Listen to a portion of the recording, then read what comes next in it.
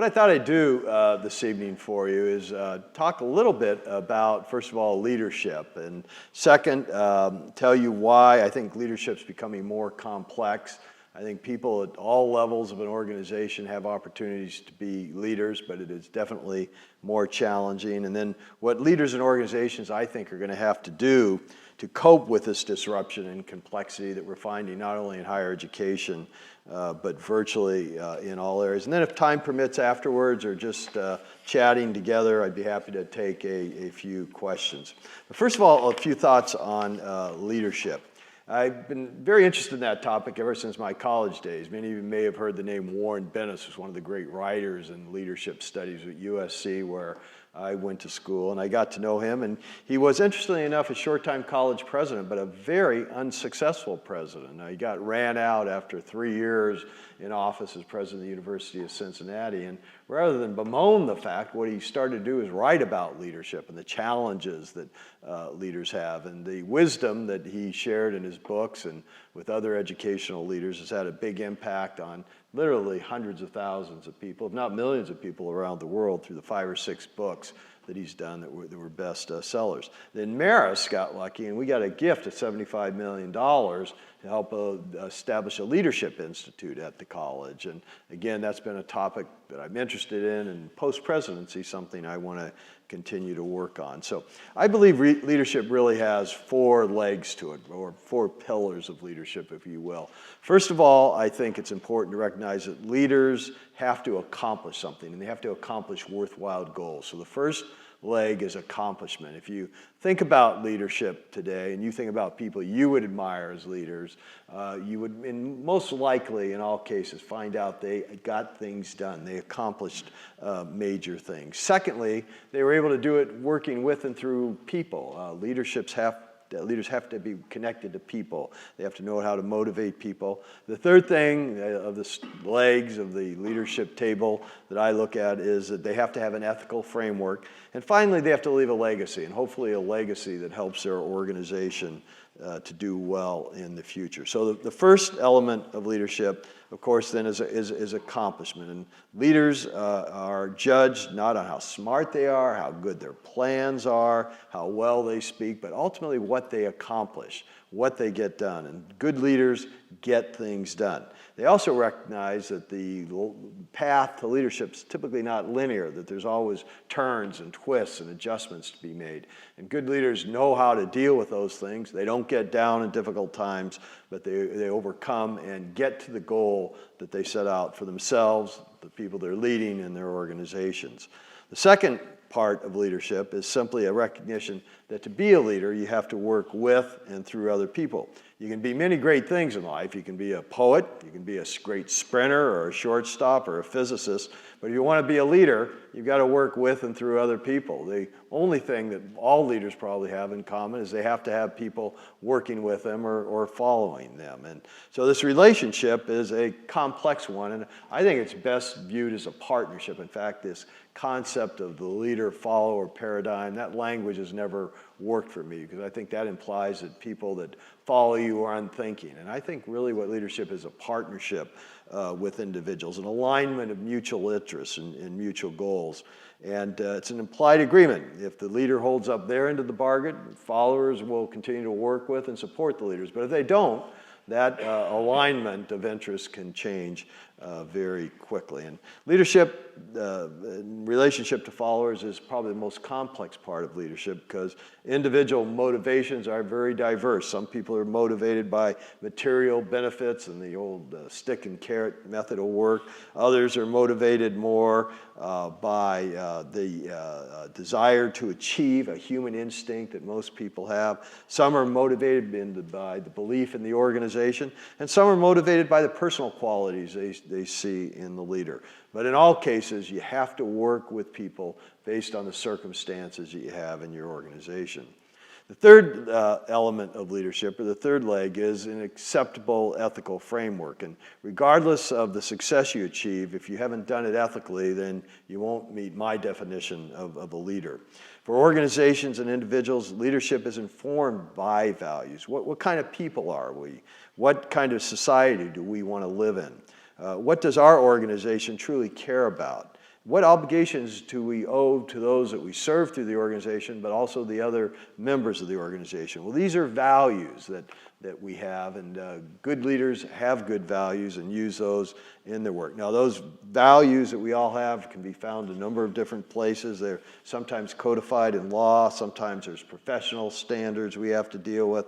Other times there's core values of the organization which we adopt. But most importantly, I believe all of us have personal beliefs and personal values that guide us in our decision as leaders. And this personal set of ethical values comes from a wide variety of sources, from our religious faith, from our family, from our teachers, and from our culture. But however we get those values, if we have good values, it certainly enhances your ability to lead. So the 4 parts of leadership. Now let me turn and build off these 4 parts to really the next question, and why is it becoming so much more difficult to lead in our society today? And that is a complex problem, but I think when we look at it and evaluate it, it is really driven very much by technology. It is just simply more difficult to lead today because of technology and the way it's changed our society and our organizations. In fact, it's difficult to think of an aspect of our lives that not have been fundamentally changed by the internet, by the digital revolution, by emails, by mobile access, by social media, and cloud computing and analytics. And some people say, well, we're starting to get our arms around these issues, but the technological revolution and how it's impacting our society and organizations really has just begun. Wait till we get the full impact of 2 new forms of computing, which are going to be even more disruptive. And that, of course, is what they call cognitive computing, really machines that can think and in many ways answer questions. And think of the Watson IBM Watch machine that beat the Jeopardy contest. But also think of the Internet of Things, how the Internet's going to connect things together that are going to change lives, change organizations, and dramatically impact how we go about our work and organization. Now, all these technologies are nice to think about, but the real thing for leaders is to figure out how they're changing what we do. And the impact, I think, is found in 5 key areas. First of all, it's made leaders face ever-increasing complexity in their organizations and their environments. The world is becoming more interconnected. There are more elements to deal with. The reality is that organizational leaders today are finding new connections and integration and thus being challenged in new ways. And that's why it's interesting to see an organization like this, a consortium of colleges and universities, because I think that's one of the answers, which I'll get to later, that will allow you to deal with this complexity. But decision-making in these environments is far more difficult than in simpler settings. Elements in complex environments interact in unpredictable ways, and actions can have unintended consequences. And this complexity and unpredictability is really the new normal for organizations in the world today. The second way that technology is changing us, it is increasing the speed at which change is taking place. In fact, change is taking place at an unprecedented pace in the world today. In the past, leaders viewed change as an extraordinary event to be planned and managed for, but now change is a permanent part of the environment for anyone in a leadership position. And leaders must juggle all the responsibilities with the ability to manage change. It's no longer incremental, it can be disruptive, it can eliminate entire organizations and industries if you're not thinking about how change is going to impact you. And again, technology is behind much of this. So rapid change, the second element that is changing the role of leaders. The third change that we see in leaders today is namely that technology is dramatically changing the nature of the work in many industries. Automation has already displaced workers in many sectors. The next phase, machine learning, is now pushing boundaries further, allowing automation of many cognitive tasks. Learning from new information enables computers to replicate human judgment in a number of areas, including medical diagnosis, translation, software design, and increasingly many other fields.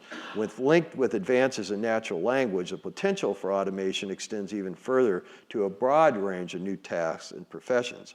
Higher education is in the midst of this dynamic, technology-driven transformation. In fact, much of the research that goes on at our best universities and college is driving much of this change. And this transformation, again, will impact all of our organizations, but I believe eventually, in a particular way, higher education, and I'll get to that later. A fourth change that this technology is driving is that leaders in all different fields are confronted by risk posed by new competition that the technology is enabling. An important feature of the new normal is that competition frequently comes from unexpected places. In the private sector, we have seen competition emerge that could not have been imagined even a few years ago. If someone would have told me that the biggest technology competitor to IBM was going to be Amazon and not another technology company, I would have thought they were crazy. But in cloud computing, Amazon is a great competitor with IBM. And as we've seen in education, technology is changing many of the ways we do things. The first part of the revolution, of course, was digital libraries. And I wrote my dissertation, I dealt with a card catalog and had to chase books all around the country. Today, all that's done on the computer, and all the information that was in the books that I used is now available online. We see course management programs that can be used for online delivery, or course management programs that can be used for structuring learning in the classroom. And for those in higher education, and there are many that we run across at every institution that say it can't really happen here because we're in a different type of business, I'd urge them to rethink that. We at Marist every year host a major conference for media leaders from all around the world, mostly the major publishers from publications like the LA Times and the New York Times and a variety of the other publishers, which are an important part of our democracy. And 10 years ago, they were saying, yeah, technology is going to change all organizations except ours, because we play such a role. We're so unique. It just simply can't disrupt us. Well, today they have been disrupted. If you read what's going on in the media and newspaper industry around the country, there is dramatic change, dramatic layoffs, dramatic new models coming about. In fact, do you know what the #1 news source in the world today is? Not our television stations. It's not our radio stations. It's not our newspapers. What is it? Facebook, exactly right, it's Facebook.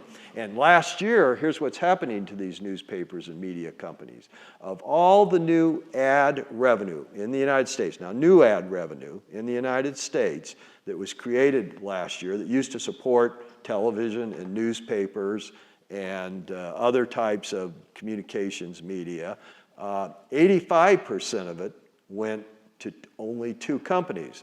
And how many of them were traditional media companies? 0. It went to Facebook, and what else? Google.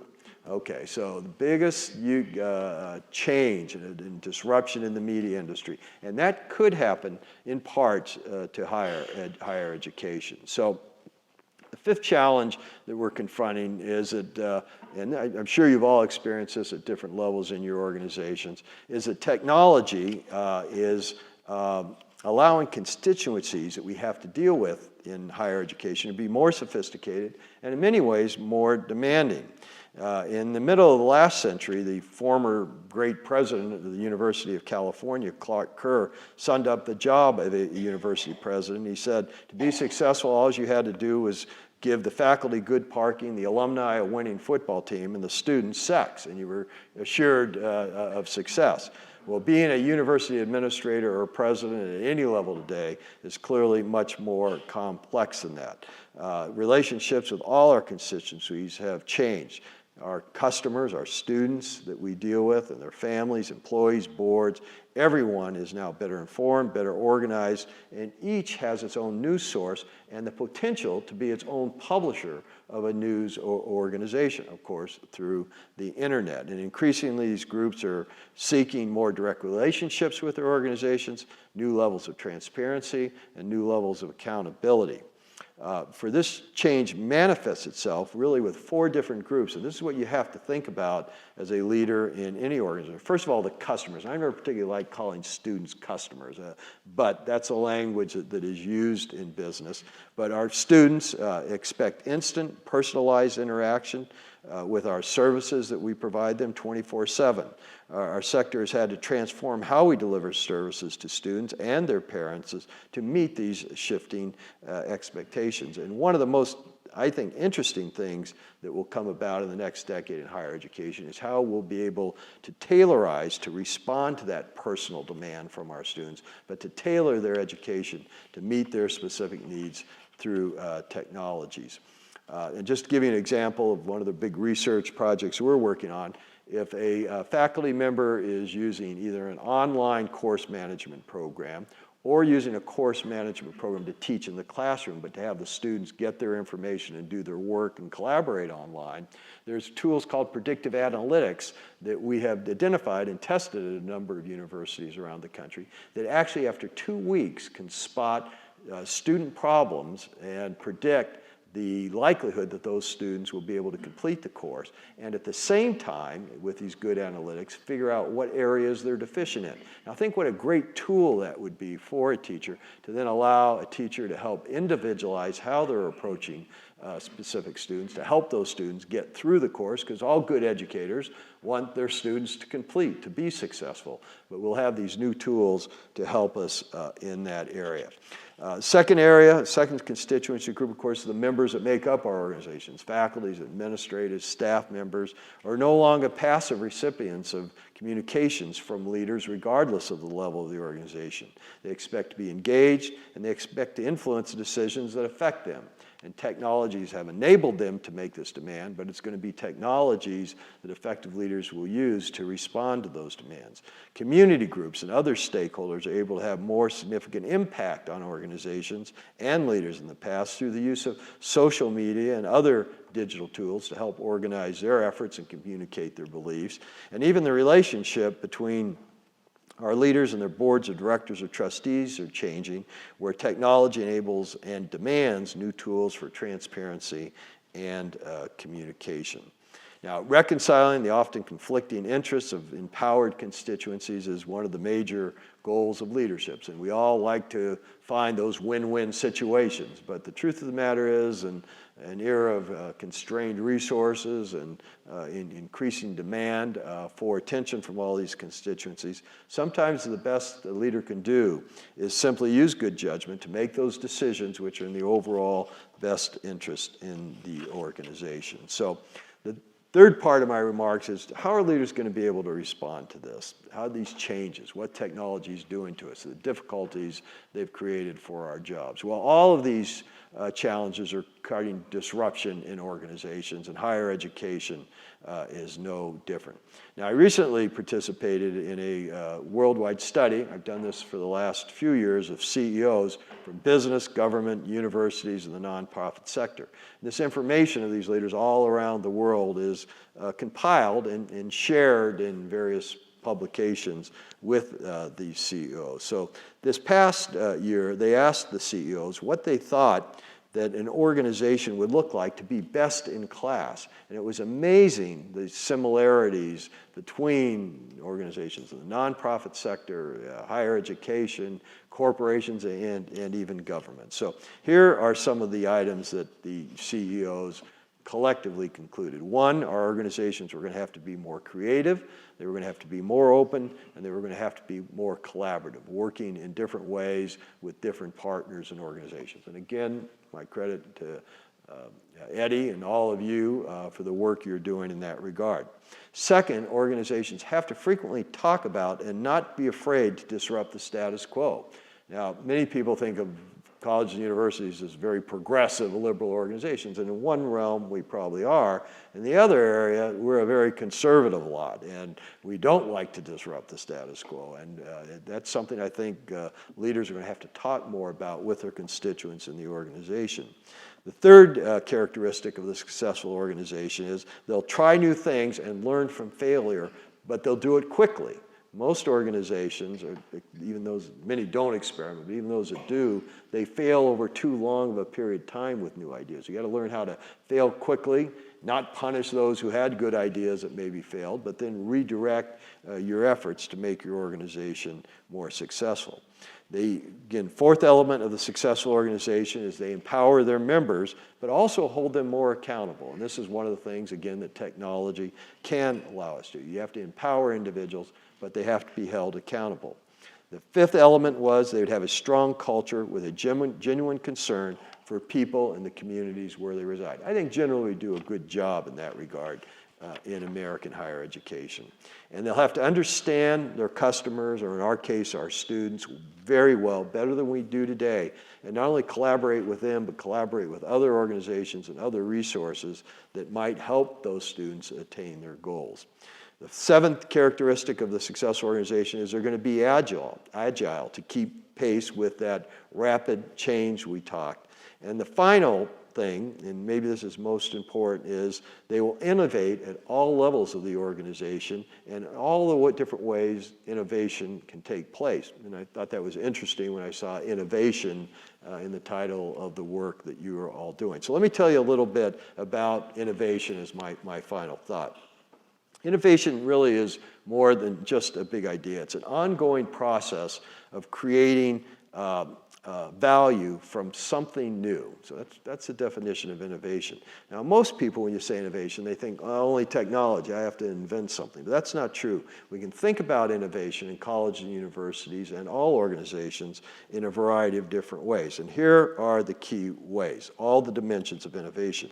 First of all, product or service innovation. Of course, education is what we provide. That's the service we provide that drives significant customer value with the potential to open up new markets and open up new competitive landscapes. So what is it in higher education that we can do with innovation that indeed will provide more value, a better value proposition for our students? And increasingly for universities today, that's a critical question. What is our value proposition and how can we do it better? But in addition to the services that we provide to our students, all organizations have operations that deliver the various parts of the support services for our educational enterprise. And in those operation areas, again, there's great opportunities for innovation to reduce costs, to lowering prices, to creating better competitive advantage, to finding new and better ways of doing things, and collaborating. So without spending a lot of new money, many universities and colleges should be thinking about innovation in the area of the operations. The third area of innovation is what's called business model organizations. How our organizations are organized really, in many instances, has to be thought. Are we doing the right things? Are there things that college and university are doing that are costing that they shouldn't be doing? And what for your organization or university or college is the best thing for you to focus on to be successful? So we have to think about the organizational models that we all have, our organization charts, if you will, and figure out if there's ways to restructure those or make them better in terms of the mission that we have within our universities. The next area of innovation is revenue model innovation. How we monetize value, what we charge for, what we don't charge for is critically important. Probably the biggest challenge confronting private educational institutions.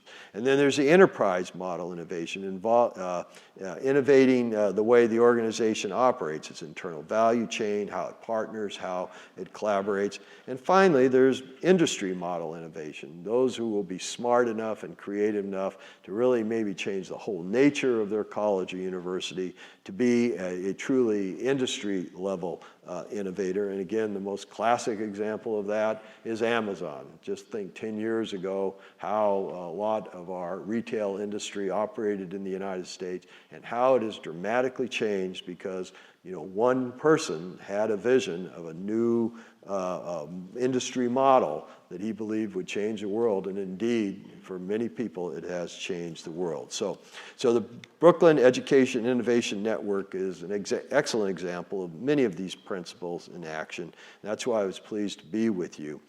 In my view, innovative organizations like yours will play a central role in helping our sector not just survive, but to grow and improve and to better be able to serve our students and the communities where we reside. So again, I commend all of you. I thank my good friend for inviting me me down here, and now I'd be happy to answer any questions about higher education, leadership, or anything else that you'd like to talk about for the remainder of the evening. So thank you for letting me be with you.